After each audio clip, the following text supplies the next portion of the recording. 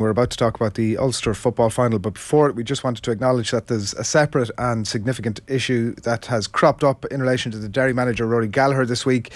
Very legally, personally sensitive area, of course, and not one that we're going to discuss now, nor would it be in any way appropriate for us to do that. We're going to continue to report on it, of course, but for the purposes of this next segment, where we're previewing the Ulster Football Final, we will not be discussing or alluding to any aspect of it.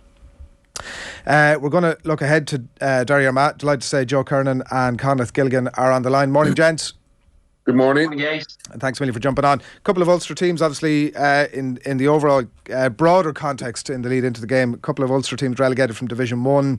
There is, of course, one coming back up, but some of the heavyweights, Donegal, Tyrone, not added in a way that Derry have become one of those sort of constants and could go on to win it overall, of course.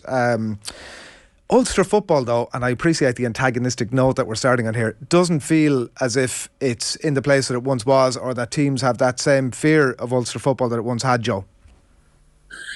Well, every few years things change, and the dominance of sort of Armagh and Tyrone for 7 or 8 years, things change and new teams come in, and this is where Derry now come in, and they're the reigning champions and had a good league form and are now in their second Ulster final in a row. So, but we've been working hard now, like other counties, to try and get back to where we were. And while we haven't appeared in any finals, we have a good squad of players, and we're very hopeful this year that we can get silverware. Yeah. What do you think, Conleith? Like that point about like the style, the personality of Ulster football feels as if it's changed slightly. It's become a bit more free-flowing, free-scoring.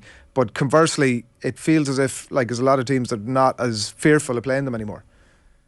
Yeah, look, I don't know if I subscribe to that. I think it has got a wee bit more attacking. I think 18, 19, 20 points a game has become the norm in Ulster. So I think if you look at other than Dublin and perhaps Kerry, I don't think anybody really would fancy Tyrone, Derry, Armagh, Monaghan, away from home. So I think probably that's maybe, for me, it's a bit wide off the mark, but I take your wider point. I agree with you, Conleith. As a Monaghan man, I'm not having it at all. Outnumbered here, I appreciate that. Yeah, to be fair, we've 3 Ulster men against 1 Leinster man. I think if you look at league positions, although all right, Donegal's going down, Derry's going up, but if you look at even the end of the league, how it finished, Cavan were strong, Fermanagh were strong, Antrim finished their league relatively strong. So I think Ulster football is probably in as good a place as it has been for a while. I'm curious, like Joe, this is Armagh's first Ulster final since 2008, I think it is, when they beat Fermanagh. Like, is there pressure massively so on Kieran McGeeney? Because there's all this talk about the provincial championships and the importance or lack thereof that they hold nowadays. But for McGeeney, I mean, he really would love to win this Ulster championship, and it probably needs to as well. Like, in fairness, when he took over, Armagh was at a fairly low ebb, and he has worked hard over this last 7 or 8 years, but he has a team there now that we've seen that in last year's National League and last year's Championship. They were unlucky to go out to Galway, but it's just getting that bit of luck, and that's one thing I think Armagh have this year. They're getting goals which they were finding hard to get in other teams, and every team that ever wins anything needs a wee bit of luck. We've got a few goals that has turned game for us. But I'm just looking at our forward line here. We have 6 scoring forwards. We have 3 scoring halfbacks, and everybody on the field, a bit like Derry. Derry have players coming up, popping up and scoring from everywhere. But I would just like to see us a wee bit more attack-minded and get the ball up earlier. And I think we're in with a great chance tomorrow if we could do that. That's probably the nub of it from an Armagh point of view. Is it, like, in terms of the league, Joe, and there was a bit of criticism about them maybe not being as ambitious as they might have been. Suddenly we kicked into championship, and you had, obviously, against Antrim, against Cavan, 4-10 against Down, suggests that they were certainly showing more ambition. Maybe you could, if you were to be overly critical, you could talk about the quality of opposition there, but are you seeing a development on that side from Armagh even over the last 3 games? Yeah, and from a supporter's point of view, you were disappointed why we didn't see some of that in the National League. We lost any matches we lost that put us down was 1 or 2 points. So it shows how close we were against the best teams in the country if we had to go that wee bit more. But now in the championship, and Ulster is a minefield, so you have to beat the teams that you meet. They mightn't have been the best. I personally was very worried about the Cavan game. I thought in Breffni Park that we would have been really up against it. we got the goals early on and put Cavan on the back foot and won convincingly. Well, I can't say that. Rian O'Neill took off a save that any goalkeeper would have been proud of, but you know, we were certainly the best team in those 3 games. So we're here on merit. And the one thing you learn from every game, the more games you play and the more games you win, actually the better you get, because the confidence grows in the squad itself. If there was any doubts after the National League, the team would be very confident and into this now. But to know this is their biggest test so far.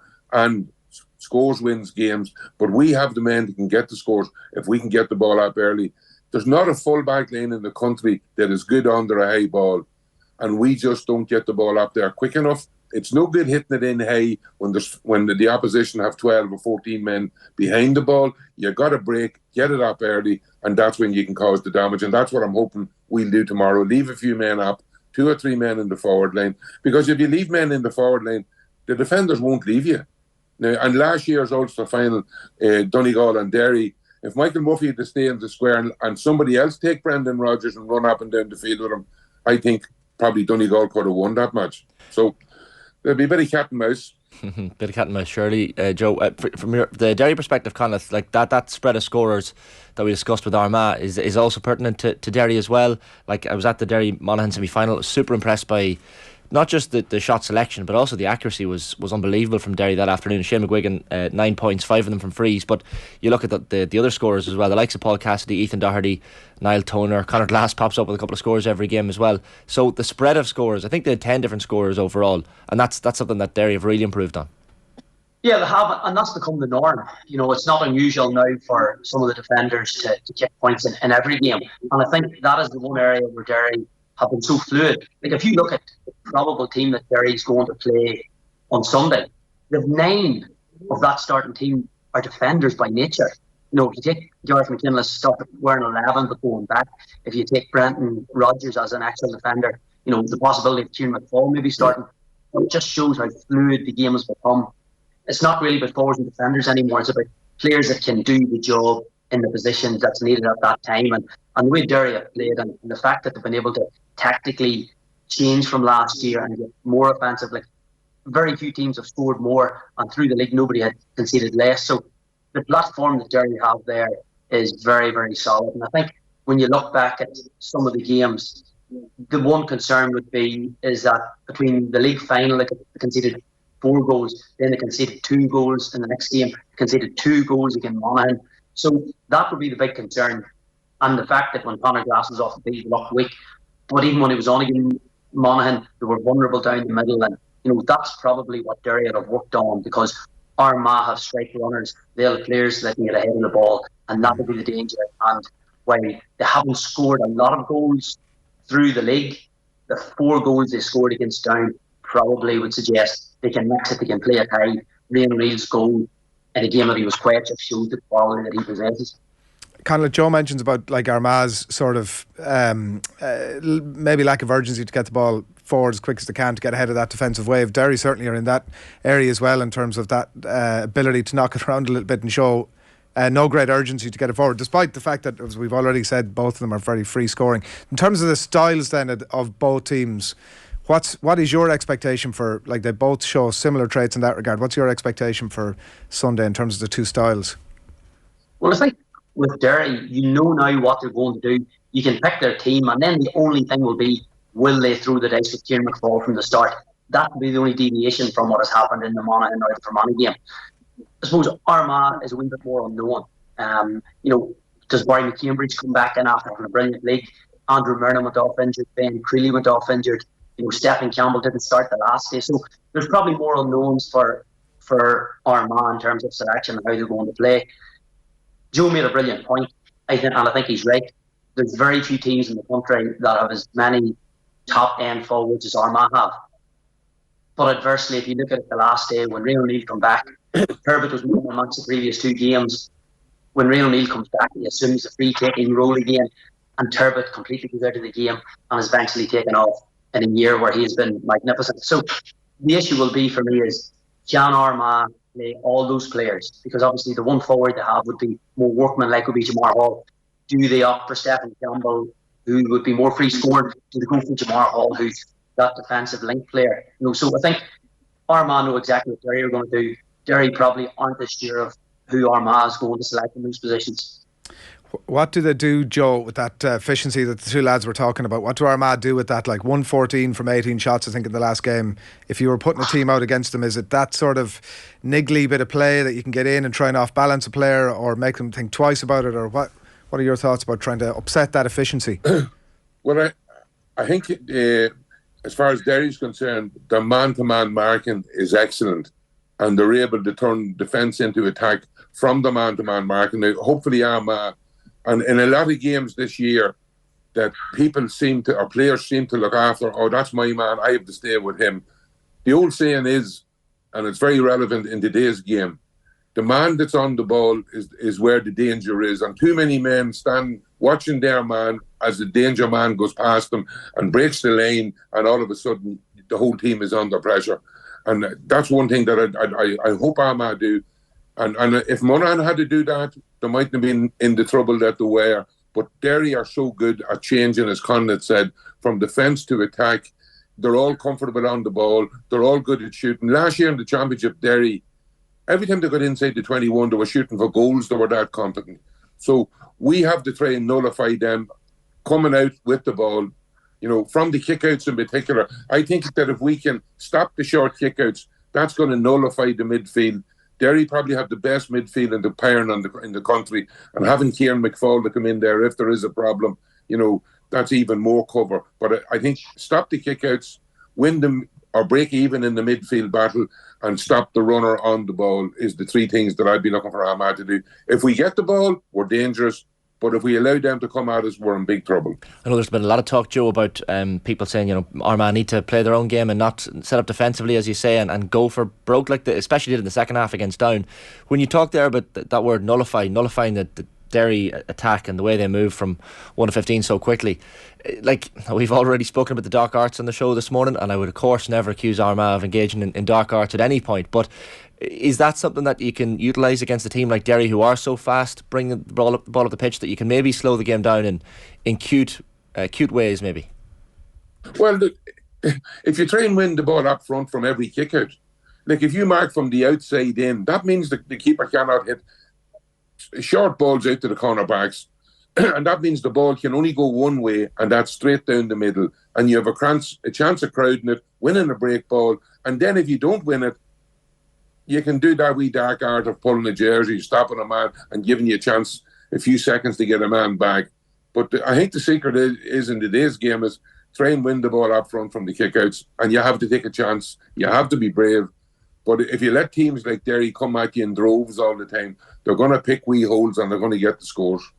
Even on that, I remember I was watching the Monaghan match, and I noticed at one point Monaghan scored a goal in the first half, Conleith, and I think it was Carl O'Connell's finish, and I saw one of the Monaghan players, maybe accidentally of course, but as he was running away, he kicked the goalkeeper's tee away from its usual position just to slow down the resultant kick out. But that's obviously a ploy that teams utilise. One of the things I wanted to ask... Against Monaghan, I was surprised he let the tee stay. I just thought he took it down with him. That'd be usual. That'd be usual was laying out there. That's fair. You know your audience here, of course. One of the quotes I was reading during the week, Conleith, from Chrissy McCaig, he was talking about the no longer being Derry captain this season. I thought it was interesting, and he actually was acknowledging, and he said that he thinks it's good for the team overall, making the team better, creating new leaders in that dressing room, and I think that's an important thing as well, isn't it? That you not just passing around the armband, but I guess getting more players to the point of being in those leadership roles, and it's only going to take the team on further. Yeah, I think so, and I think in a lot of places and a lot of teams, the captaincy is symbolic. Leaders in the team don't necessarily go up and lift the cup, and you've seen that particularly in years gone by, where sort of some of the Kerry subs who have been the captain from the previous county captains have lifted the cup, and the leaders in that Derry team, you've Glass obviously now assumed that, but he was leading anyway last year. Chrissy McGee's not going to change whether he's lifting the cup or has the armband or not. So I think that's more symbolic. But Derry really have, if you look at, Ethan Doherty has really developed in that player who every touch he has is always sort of really important. The amount of scores that come off him, he's always the man that's drawn 2 or 3 players and creating overlap. So I think Derry really have stepped up, and even like last year, Owen Lynch was much maligned in terms of some of his performances. Obviously the Galway game where he got caught out coming out the field. But he has turned that around this year. He's come back from pre-season in brilliant shape. He's now added a wee bit more to the game when he comes out the field. And for me, one of the big things this weekend, which will be much talked about, will be interesting, is Ethan Rafferty's role, is Oran Lynch's role. Both of them play very similar. They've scored, well, I think Rafferty's 1-4 so far, and Lynch is the 5 points. Interestingly, he scored one in each of the games from play. So it'll be the battles like that there that it'll be interesting to see who Derry decide when Ethan Rafferty goes to pick him up, because Down done that, and that sort of really nullified him. But it meant it left the gap elsewhere. So it's all those things. Whenever Derry overload one side and Lynch comes up over the other side, do they mark him? And that's a real interesting one of how both teams cope with that. Just a brief final one for myself. I was reading a piece last week on Casement Park and the redevelopment, and the argument was made that Casement Park should be utilised as the venue for Ulster Senior Football Finals going forward. Of course, I'm going to come with the Monaghan angle here and say tradition should trump all that, and I know I've probably seen both of you walking up that hill in Clonus on a sunny Ulster final day, and just the history behind the place. Joe, where do you stand on that scenario? Because I'm sure it's a difficult one for Ulster GAA. A lot of people want to keep it in Clonus, and then there's the argument that if they're putting so much money into the redevelopment of Casement, it should be moved there. What are your thoughts? Just like you, I had many happy memories and a few disappointing ones in Clonus. Clonus is one of those venues that is unbelievable atmosphere. You're down in a cauldron. It's like one of those places in Rome where the gladiators went to fight on a hot summer's day. It's unbelievable. But we do need a new stadium, and whether it's Belfast or somewhere else. Antrim football certainly need a stadium. The one thing about Belfast, you're not going to be able to stay the way you stay in Clonus, and you stop on the villages on the way home. So everybody gets a turn on. There's an atmosphere, whether you win, lose or draw. It's great walking down the street with people and hopping in the cars and then going to a different village or stopping in Blaney on my way home. So you'll miss all that. And Clonus has been great. And they have developed Clonus. The pitch is great. The seating now, the whole thing has improved. But we do need another stadium, and I suppose Belfast is the best place. But one thing we'll certainly have is happy memories of Clonus over the years. Joe, a word on your old captain, obviously, in Kieran McGeeney, 8 years in, and it's a long time between drinks. Is there still a sense of positivity around him and his team, and generally about the progress of the team? Wait a second. All managers go through. If you lose one or two matches, the natives are out and they're looking to get rid of you. There's nobody can say that there hasn't been a lot of hard work done with this team, and they can be one of the teams that over the next 2 or 3 years they would have a chance of winning in All-Ireland. But everybody is judged on success. We're here now. This is the day that we have to produce it. We have the men to do it. I just hope that the handcuffs comes off and we utilise and we see these players perform at the level they can. I think it's the same in every county. Players are a wee bit afraid to just go for it at times in case they lose the ball and somebody gets a score and it goes against them. But I think what we've seen over this last 3 games, there is a growing confidence in the team. Wait a second, I don't think there'll be much in it. I think that a kick of a ball will be the difference here. It's who's forward settled down the best, who makes the least mistakes, and I just hope we go for it. We have the men to win this match. So for Kieran's sake, certainly I hope that we win this one. It'll be great for all the work. Nobody can say that Kieran hasn't worked hard at this. It's his heart and soul. You know by listening to him or talking to him, and every one of these players are behind him. So hopefully we do enough on the day, and a wee bit of luck on the day can make a difference. In a word, are you both predicting your native counties?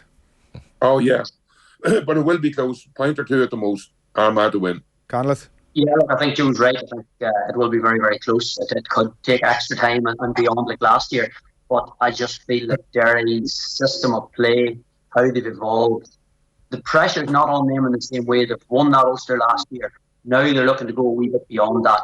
And I think they haven't improved to that degree. They're probably not at the Kerry, Galway level, just Dublin level just yet in terms of championship. But I think they'll go in that direction. I think probably Armagh have the players to pull off a big game and to win it. But I just think Derry systematically will do what it takes to win, and they'll get over the line, but it'll be by the minimum. Thanks a million for jumping on.